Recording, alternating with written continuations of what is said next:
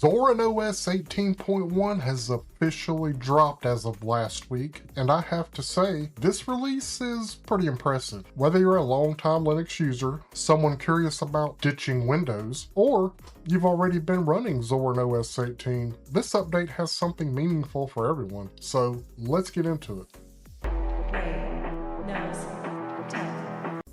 First, a little context. Zorin OS 18.1 arrives just 6 months after the original Zorin OS 18 launch. And that original release has already been downloaded over 3.3 million times.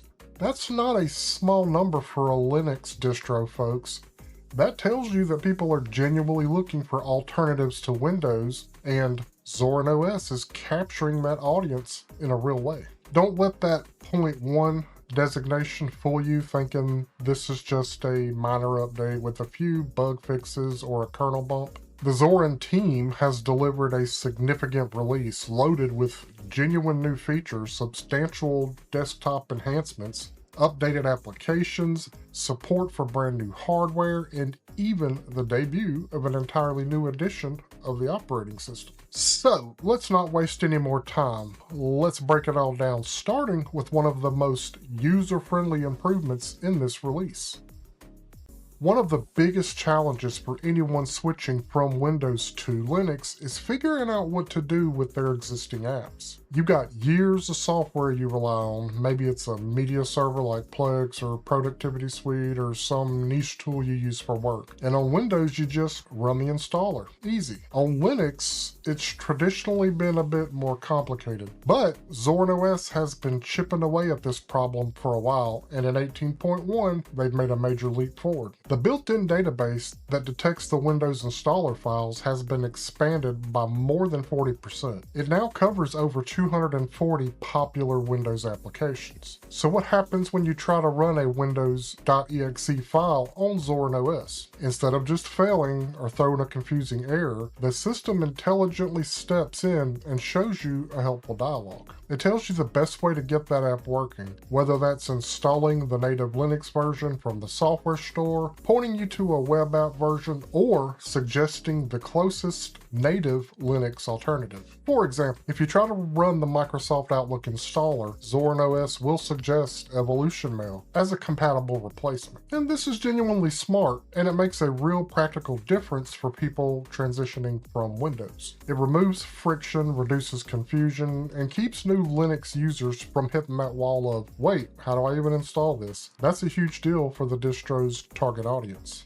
Let me show you this one in real time because it really is a big difference. With some executables, it's almost like installing it on Windows. There's a program that I use as a creator called Batch Photo, but it is a Windows-only program. I'm going to set it up in Zorin OS 18.1 real quick, show you how easy it is. Alright, now that I am in Zorin OS 18.1, traditionally when we were setting up Windows apps to run inside of Zorin, you would have to actually go here to Wine and set it up, create a new bottle, that type of stuff, etc. Now, that's still the process, but it actually just kind of does it for you in the background. Let me show you what I mean. I'm going to open up Chrome. I'm going to type in Batch Photo. This is going to take me to their main website. Now, if I were to just click on this try free here, it's going to give me an error saying OS not supported, right? That's okay though. I'm going to go over to support and then go find their actual download link, which is here. And then I can download the executable directly. Now, it's interesting with this particular one, they give you older versions that'll run on like Windows 8, XP 32-bit, that kind of stuff. And I have ran the Windows 11 version on here when I was testing, and the program itself worked fine. It was the installer, the UI was a little wonky. It didn't affect the actual program once installed, but what I figured out is if I actually download the version that runs with Windows 8 or XP, I didn't have that same problem with the installer. So I've downloaded it up here, very similar to Windows. It's going to pop up in your downloads folder. I'm going to open up that folder and I'm going to go ahead and run this installer just as if I were in Windows by double clicking it. Now it's going to give me a warning here and I'm going to say run anyway. Let me minimize some of this other stuff. Then as you can see, that installer just starts right up just like it would in Windows. I'm going to click next, next, accept the terms, next, and install. And I'm going to click finish. And just like in Windows, it automatically loaded. I'm going to close this out and show you one thing. Right here on the desktop, it's got this X on it. You just need to give it permission the first time. So I'm going to go allow launching. So now it'll launch from the desktop icon. And once we're in the program, I'll go ahead and run through the program real fast just to show you that it works. Essentially, this is a program that I use as a creator to mass edit photos. So if you do any kind of creative work or professional photography, it takes a long time to edit photos individually. With programs like Batch Photo, you don't have to do that. You set up your parameters and then you dump as many photos in here as you want to, and it does it all for you automatically. I won't demonstrate the monitoring feature here, but essentially once this first piece is set up, you don't even have to come back here, because while I'm out browsing the internet, everything that I screenshot will automatically go to Batch Photo, get processed, and be put in a folder, and it's just done when I'm ready for it. So for today's demonstration just of this software, I'm going to go over here to my downloads folder where I just have some screenshots that I took of Zorin's website. Move that to trash. And I'm just going to take all these photos here, and I'm going to drop them right here into Batch Photo.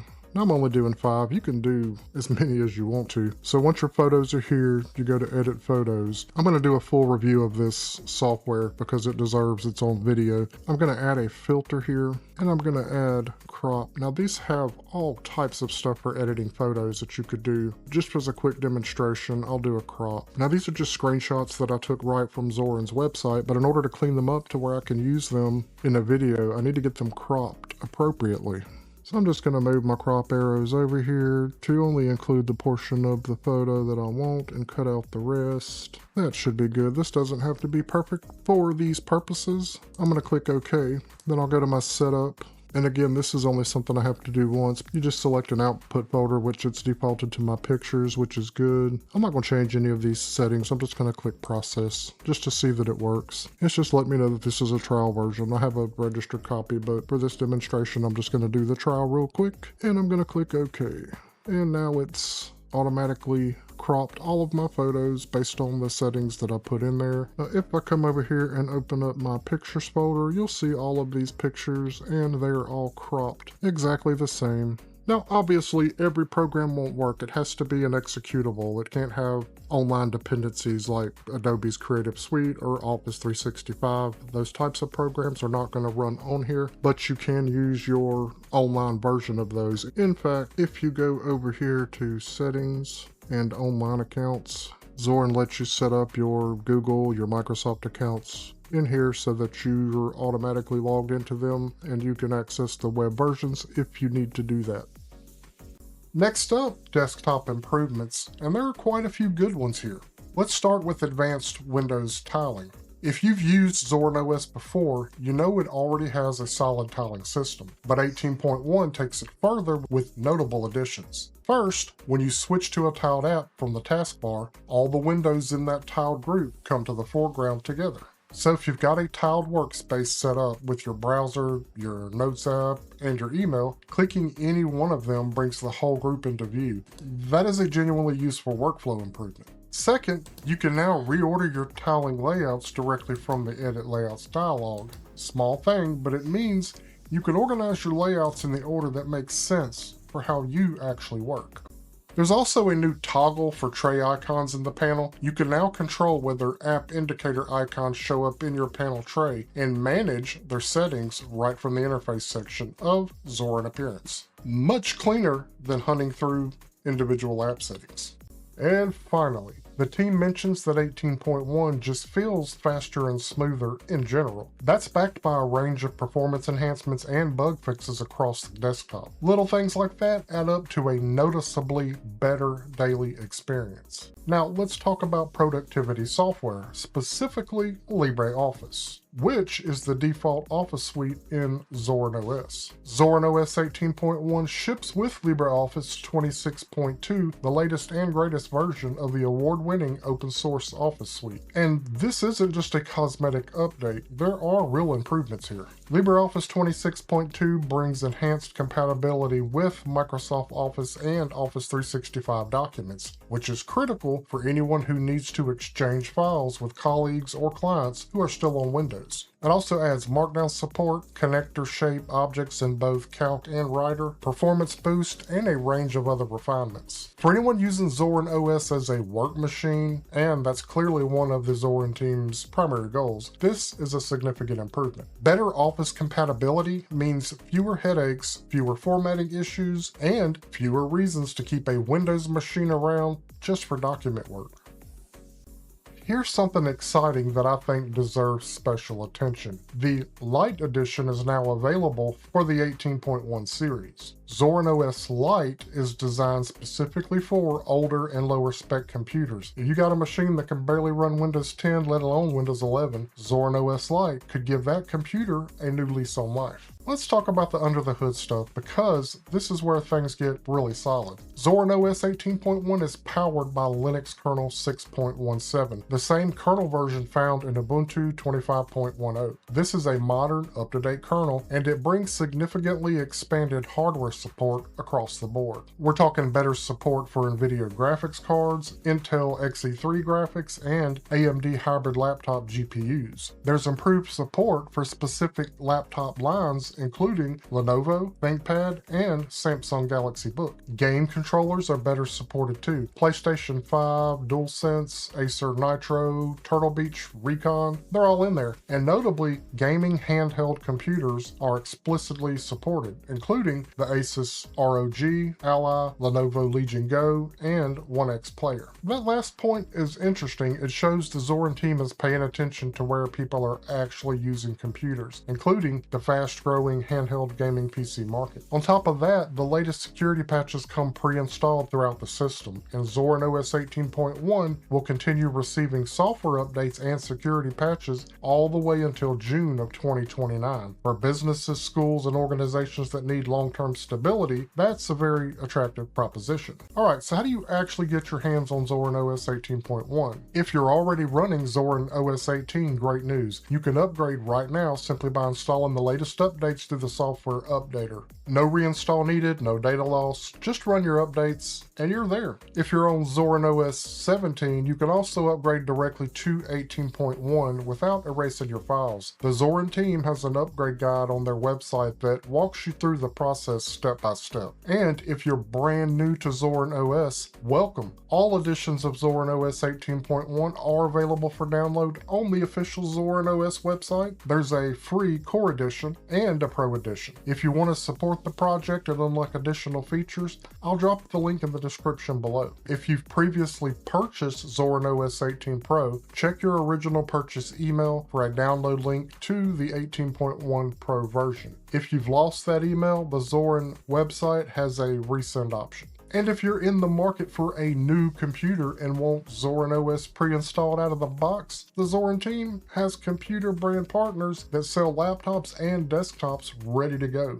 Every purchase also helps support the ongoing development of Zorin OS, which is a nice bonus. So that's Zorin OS 18.1, a genuinely impressive point release that covers a lot of ground. Better Windows app compatibility, smarter desktop tiling, a refreshed Lite edition, up-to-date software, a modern kernel with brand hardware support, and solid long-term security coverage. If you've been on the fence about trying Linux, or specifically about trying Zorin OS, this is honestly one of the best times to take the plunge. The barriers to entry keep getting lower and the experience keeps getting better.